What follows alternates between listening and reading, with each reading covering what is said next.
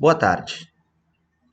Hoje irei apresentar sobre a degradação da madeira pelo fungo do gênero Penicillium. Meu grupo, então, os integrantes seriam a Gabriele Siqueira, eu, Gabriel Meirelles, e o Juarez Dias.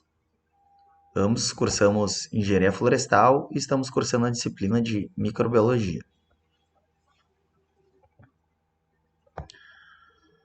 Bom, como eu falei, o nosso fungo ele é o Penicillium, né? É SPP. O filo é o Ascomycota.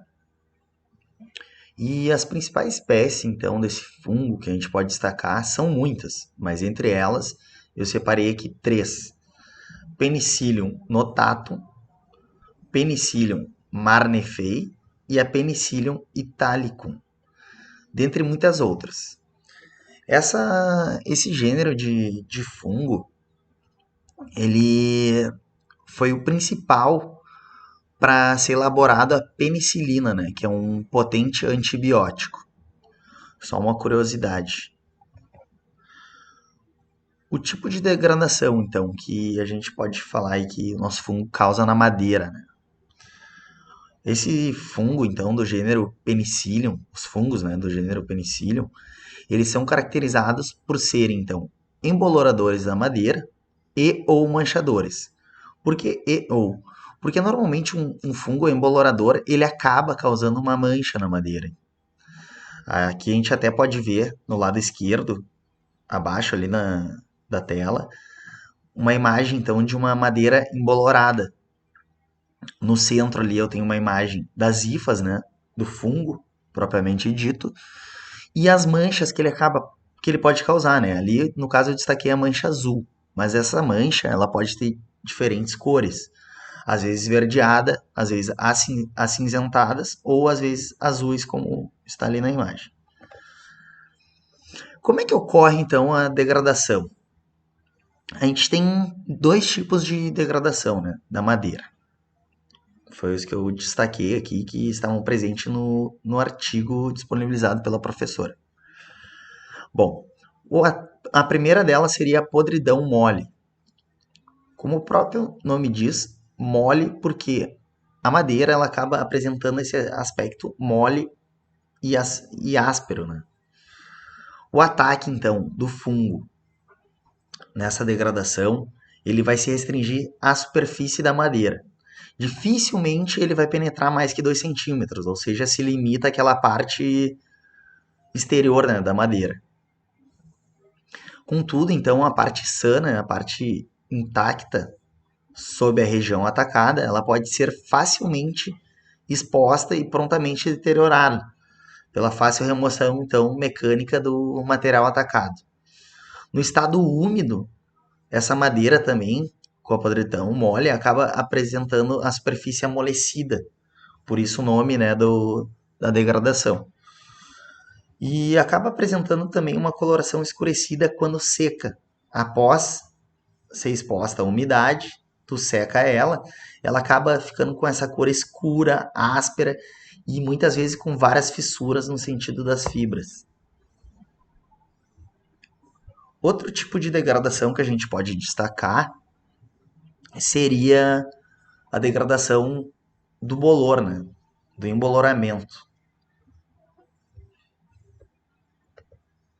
E no caso aqui, aparentemente ela fica limitada à superfície, né? E as suas hifas acabam penetrando no alburno em profundidade. Então tu já vê que é um dano mais profundo, ele não vai se limitar tanto à superfície. O aparente ataque, então, restrito à superfície da madeira, vai acabar se dando pela presença do fungo esporulado nessa região. As hifas acabam se encontrando no interior da madeira, ou seja, elas não vão ficar somente na superfície. E se mantém, então, sem pigmentação, ou seja, não apresenta cor. Muito diferente daqueles fungos manchadores, né? Que muitas vezes a própria mancha já apresenta uma coloração específica. E um fato que vale ressaltar, importante nesse caso, é que ele não vai danificar a parede celular em nível significativo, ou seja, não tem danos estruturais à madeira. Aqui eu vou destacar alguns prejuízos que a gente pode ter por conta desse fungo, né? Primeiro deles, o baixo valor de venda. Por que o baixo valor de venda? Essa madeira, que muitas vezes apresenta mancha ou bolor, ela acaba sendo desvalorizada porque a mancha é um efeito negativo para a madeira esteticamente, né? Muitas vezes essas madeiras são usadas para móveis ou para alguma finalidade justamente que tem que ter uma boa aparência. Então essas manchas acabam desvalorizando a nossa madeira. O aumento de bolor, com certeza. O penicillium, como eu falei ali, um dos danos deles é o bolor. Ele também apresenta um grande risco de chance de contaminar embalagens de produtos, porque muitas vezes as madeiras que apresentam fungo de penicillium acabam sendo destinadas à indústria que embala alimentos em caixas. E outro fato aqui também que vale ressaltar é o dano ao tecido radial. Esse tecido radial, ele ganha até um nome específico, né, um termo, que é perfuração radial. O que isso vai implicar na madeira? Ela vai deixar a madeira mais higroscópica, ou seja, vai absorver mais água, mais umidade. E também ressaltando novamente aqui que ela não vai interferir na estrutura mecânica da madeira. Aqui eu vou citar alguns tipos de controle, né, que a gente pode fazer para tentar conter a disseminação desse fungo na nossa madeira, né? A primeira delas seria a secagem da madeira. Muitos estudos dizem que a madeira abaixo da umidade de 17% ou inferior, ela inibe a disseminação do fungo penicílio. Ou seja, muitas vezes quando a madeira está úmida, é quase certo que vai ter a presença do fungo penicílio. Outra técnica seria a aplicação de substâncias preservantes, autoclavagem e muitas outras também. A gente pode destacar produtos também, né, que são usados aí comumente nas indústrias para prolongar a vida útil da madeira. Outra coisa seria o armazenamento também em condições adequadas de temperatura e umidade. Temperatura baixa ou alta vai acabar influenciando diretamente na umidade. Como eu falei, umidade altas são indesejáveis para nós. Fungos emboloradores, eles são resistentes e podem surgir em madeiras previamente tratadas também. No caso, a gente muitas vezes secando a madeira, a gente acaba inibindo grande parte, mas não quer dizer que a gente elimine totalmente esse fungo, né? No caso da secagem da madeira, a gente previne muito mais a podridão mole.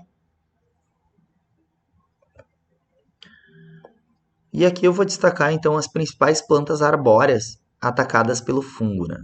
No caso, como vocês podem ver, tem a bandeirinha do Brasil ali, né? Eu destaquei espécies aqui muito utilizadas na indústria florestal no Brasil. A principal delas, no caso de coníferas, seria o pinus, que ele é muito plantado em todo o Brasil. Eu acho que é a espécie que atualmente, né, predomina no nosso território nacional. A madeira dela é muito utilizada para madeira serrada, para realizar então a produção de MDF, HDF, entre outras finalidades. E a madeira de pinos ela é muito atacada pelo fungo penicílio.